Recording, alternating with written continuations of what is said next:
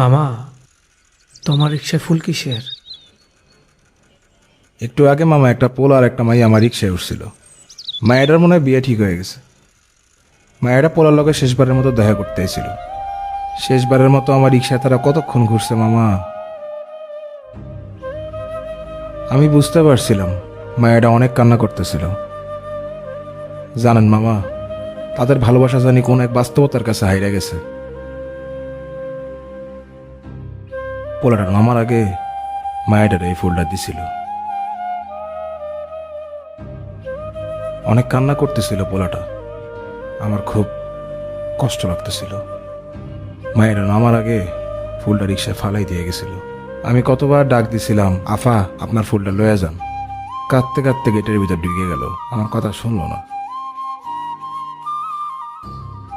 জানেন মামা, ভালোবাসা জিনিসটা অনেক কষ্টের। আসলে মামা, ভালোবাসার খেলাটা আমরা কেউই বুঝতে পারি না। জানেন মামা, আপনার মামিরও কত কষ্ট করেই না বিয়ে করছিলাম। বাপের বিপক্ষে যায় বিয়ে করছিলাম। কিন্তু মামা জানেন, এখন আমরা অনেক সুখী মামা।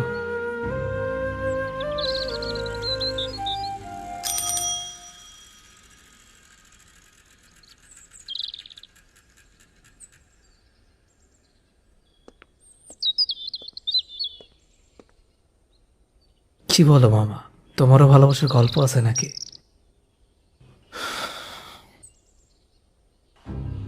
ভালোবাসার গল্প আছে কিনা মামা জানি না, কিন্তু আপনার মামিরে ভালোবাসা যখন বিয়ে করছিলাম, ওইটা ছিল আমার জীবনের সব থেকে কঠিন সময়।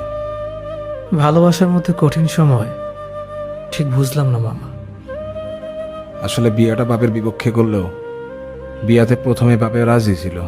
বাবা রাজি থাকার পরে এমন কি হয়েছিল পরে বাবার বিপক্ষে যাওয়া লাগলো? আসলে আমাকে বিয়ে ঠিক হওয়ার পর হঠাৎ একদিন দুর্ঘটনায় আপনার মামি দুইটা চোখ হারায় ফেলায়। আপনার মামি অন্ধ হয়ে যায়। এরপর বাপে রাজি হয় নাই আপনার মামির লগে আমার বিয়েটা দিতে। কিন্তু আমি হারে কেমনে ছাড়ম, আমি তো হারে ভালোবাসি, তাই না?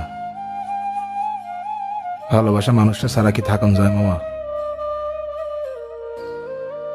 কিন্তু আমি জানি একদিন সব ঠিক হয়ে যাব। আমার বাপ সব কিছু মাইনে লইব।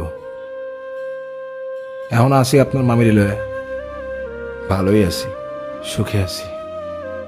সত্যি মামা, তুমি মামিকে অনেক ভালোবাসো, এটা বোঝাই যায়। আচ্ছা মামা, হাসি তাহলে।